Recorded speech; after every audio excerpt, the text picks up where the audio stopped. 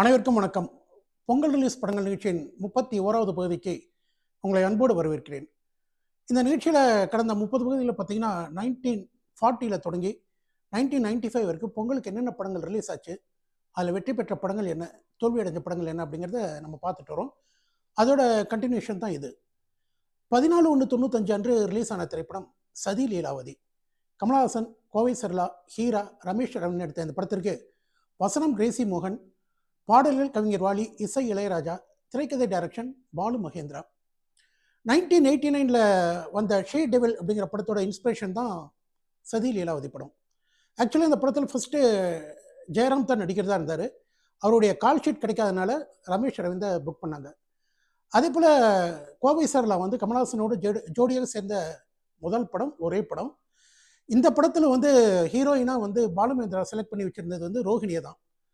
ஆனால் கோவை சரளா தான் தனக்கு ஜோடியாக வேணும் அப்படின்னு சொல்லி கமல் டிமாண்ட் பண்ணியிருக்காரு. பட் வந்து அவர் அக்செப்ட் பண்ணிக்கல பாலுமகேந்திரா. ஆனாலும் இல்லை இவங்க தான் வேணும் அப்படின்னு சொல்லி நடிக்க வச்சுருக்காங்க. அவர் பாலுமகேந்திரா வந்து இஷ்டமே இல்லாமல் தான் கோவை சரளாவை புக் பண்ணியிருக்காங்க. ஆனால் படம் முடிஞ்ச பிறகு வந்து கோவை சரளாவோட பர்ஃபார்மன்ஸை பார்த்துட்டு பாலுமகேந்திரா வந்து ரொம்ப ஃபீல் பண்ணாராம். உங்களுடைய திறமை தெரியாமல் நான் வந்து உங்களை நம்ம இதாக ஜட்ஜ் பண்ணிட்டேன் அப்படின்ட்டு கோவை சரளாக்கிட்ட பாலுமகேந்திராவே சொல்லியிருக்காரு. அதே போல் இந்த படத்தில் பார்த்தீங்கன்னா கமலஹாசன் வந்து ஃபஸ்ட்டு ஒரு கேமியோ ரோல் பண்ணுறதா தான் இருந்தது, ஒரு 4-5 காட்சிகள் மட்டும் வர மாதிரி. ஆனால் இந்த கதை பிடிச்சி போனோன்னு பார்த்தா அவரே ஹீரோவாயிட்டார். அதே போல் கமலஹாசனும் சித்ராவும் பாடக்கூடிய ஒரு அருமையான பாடல் மாறுகோ மாறுகோ மாறுகையை ரொம்ப அருமையாக பாடியிருப்பாங்க. பட் அந்த சீனில் பார்த்தீங்கன்னா கமலஹாசனோட கோவை சரளா வந்து ஸ்கோர் பண்ணிட்டு போயிருப்பாங்க. இந்த படத்தில் வந்து கமலஹாசன் வந்து கொங்கு தமிழ் பேசி நடிச்சிருப்பார். அந்த கொங்கு தமிழ் வந்து அவங்களுக்கு கமலஹாசனுக்கு ட்ரைனிங் கொடுத்தது கோவை சரளா. இந்த படம் வந்து மாபெரும் வெற்றி பெற்றது. அந்த படம் வெற்றி பெற்ற உடனே கமலஹாசன் வந்து ஒரு பேட்டியில் சொன்னார், இந்த படத்தோட வெற்றியில் பெரும் பங்கு வந்து கோவை சரளாக்கு தான் அப்படின்னு சொன்னார்.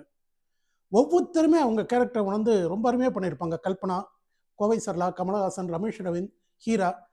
அப்படியே ஒரு கிரேசி மோகனோட வசனம் கேட்கணுமா, படம் ஃபுல்லாக காமெடியாக இருக்கும். நல்ல ஒரு அருமையான என்டர்டெயின்மெண்ட் படம். பெஸ்ட் ஆக்ட்ரஸ் அவார்டு வந்து கோவை சரளாக்கு இந்த படத்தில் கிடைச்சது. 14/1/95 அன்று ரிலீஸ் ஆன திரைப்படம் கட்டுமரக்காரன். பிரபு, சங்கவி, ஆனந்தராஜ் நடித்த இந்த படத்திற்கு கதை வசனம் டைரக்ஷன் பி வாசு. இந்த படம் பூஜை போட்ட முதல் நாளே பார்த்தீங்கன்னா எல்லா ஏரியாவுமே வித்தாச்சு. அதே போல் பலருக்கு தெரியாத ஒரு விஷயம், இந்த படத்துக்கு வந்து இசை இளையராஜா, ஆனால் ரீரெக்கார்டிங் பண்ணி வந்து பார்த்தீங்கன்னா தேனிசை தென்றல் தேவா. என்ன அப்படின்னா படத்தோட ப்ரொடியூசர் ஏஜி சுப்ரமணியத்துக்கும் இளையராஜாவுக்கு வந்து ஆடியோ ரைட்ஸில் ஒரு பிரச்சனை வந்துருச்சு. ஸோ இளையராஜா சார் வந்து ரீரெக்கார்டிங் பண்ணி தர மாட்டேன்னு சொல்லிட்டாரு. உடனே ஏஜிஎஸ் வந்து தேனிசை தென்றல் தேவாவை பார்த்து அவர் ஓகேன்ட்டார். டைட்டிலில் கூட பார்த்தீங்கன்னா முதல்ல வந்து தேவா சார் பேர் தான் வரும், அப்புறம் தான் இளையராஜா பேர் வரும். இளையராஜோட இசையில் வந்து வெற்றி வெற்றி என்று சொல்லும் கோயில் மணி முத்தமாங்கிற பாட்டு வந்து சூப்பர் ஹிட் பாடல். கட்டுமரக்காரன் வந்து பிரபுக்கு ஒரு பெரிய வெற்றி படமாக அமைந்தது. 1995 பொங்கலுக்கு ரிலீஸ் ஆன திரைப்படம் நான் பெத்த மகனே. நிழல்கள் ரவி, ராதிகா, கவுண்டமணி, வடிவேல் நடித்த இந்த படத்திற்கு இசை சந்திரபோஸ், கதை வசனம் direction V Sekar. V Sekar படம் அப்படின்னாலே வந்து அது வந்து குடும்ப படமாக தான் இருக்கும். குடும்ப படத்தையே வந்து நல்ல ஒரு நகைச்சுவை கலந்து ஒரு நல்ல நல்ல கருத்துக்களை வந்து படத்தின் மூலமாக சொல்லுவார் வி சேகர். அவரோட எல்லா படங்களும் பார்த்தீங்கன்னா எல்லாமே ஃபேமிலி சப்ஜெக்ட் தான். பட் எல்லா படத்துலையும் வந்து காமெடி தான் மெயினாக இருக்கும். அந்த காமெடியில் வந்து நல்ல நல்ல கருத்துக்களையும் சொல்லியிருப்பார். இந்த நான் பெத்த மகனே படமும் அதே டைப் தான். இந்த படம் வந்து ஒரு மாபெரும் வெற்றி படமாக அமைஞ்சது. தமிழக அரசின் சிறந்த படத்திற்கான விருது இந்த நான் பெத்த மகனே படத்திற்கு கிடைத்தது.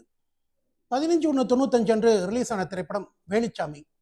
சரத்குமார், வினிதா, கவுண்டமணி நடித்த இந்த படத்திற்கு இசை தேவா, கதை வசனம் டைரக்ஷன் அருள். அருள் வந்து டைரக்டர் பி வாசு கிட்ட அசிஸ்டண்ட்டாக இருந்தவர். அவருடைய முதல் படம் இது. சரத்குமார் வந்து ரொம்ப நல்லா நடிச்சிருந்தார். தேவாவோட இசையும் பின்னணி இசையும் நல்லா இருந்தது. இருந்தாலும் வந்து இதை தவிர இந்த படத்தில் சொல்லிக்கிற மாதிரி எதுவுமே இல்லை, சரத்குமாரோட நடிப்பை வந்து இந்த படத்தில் வீணடிச்சிட்டாங்க அப்படிங்கிற விமர்சனத்தோடு இந்த படம் வந்து சுமாராக ஓடிய ஒரு திரைப்படம். 1996ஆம் ஆண்டு பொங்கலுக்கு ரிலீஸ் ஆன திரைப்படம் அருவாவேலு. நாசர், ஊர்வசி, ராஜேஷ் நடித்த இந்த படத்திற்கு இசை ஆதித்யன், கதை வசனம் டைரக்ஷன் பாரதி கண்ணன். பாரதி கண்ணன் அவர்களுக்கு வந்து இந்த படம் வந்து முதல் படம். முதல் படத்திலேயே இப்படி ஒரு சப்ஜெக்ட் அவர் கொடுத்துருக்காரு அப்படின்னு சொல்லிட்டு பத்திரிகைலாம் பாராட்டினாங்க. என்ன விஷயம் சொல்ல வந்தாரோ அதை மட்டுமே ரொம்ப நீட்டாக சொல்லியிருக்காரு. படத்தில் காமெடி எதுவுமே இல்லாட்டினாலும் சொல்ல வந்த விஷயத்த ரொம்ப நல்லா சொல்லியிருக்காரு. நாசர் வந்து அவருடைய கேரக்டர் ரொம்ப நல்லா பண்ணியிருக்காருன்னு இந்த படத்துக்கு பாசிட்டிவ் ரிவ்யூஸ் தான் வந்தது. படம் ஒரு வெற்றி திரைப்படம். 1996ஆம் ஆண்டு பொங்கலுக்கு ரிலீஸ் ஆன திரைப்படம் உள்ளத்தை அள்ளித்தா.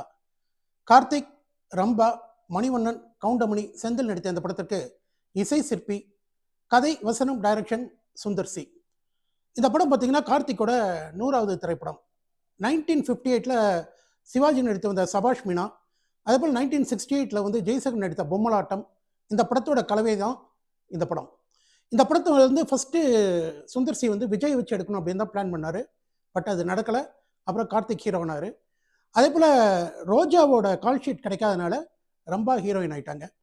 இந்த படம் பார்த்தீங்கன்னா காமெடியில் போட்டு கலக்கியிருப்பார். குறிப்பாக மணிவண்ணனோட காமெடி வந்து யாருமே எதிர்பார்த்துக்கவே மாட்டாங்க. மணிவண்ணன் அப்படின்னால ஒரு வில்லன் ஃபிகராக தான் அந்த டைமில் இருந்தார். அவர் வந்து காமெடியில் இவ்வளோ அருமையாக பண்ணுவாரா அப்படின்னு எல்லாருமே இது பண்ணாங்க. குறிப்பாக கார்த்திக், கவுண்டமணி, செந்தில் இவங்களாம் வந்து ஒவ்வொருத்தருமே அவங்களுடைய கேரக்டரை ரொம்ப அருமையாக பண்ணியிருப்பாங்க. சிற்பியோட இசையில் 5 பாடல்கள். அடி அனார்கலி கொஞ்சம் கேளடி, ஐ லவ் யூ என்று சொன்னாலே, அதே போல் உள்ளத்தை எழுத்தால மெயின் பாட்டே வந்து அழகிய லைலா, சூப்பர் ஹிட் சாங். இது மாதிரி 5 பாட்டு படத்தில். ஆனால் 5மே வந்து சிற்பியோட சொந்த டியூனே இல்லை, எல்லாமே காப்பி அடிக்கப்பட்ட டியூன்கள்.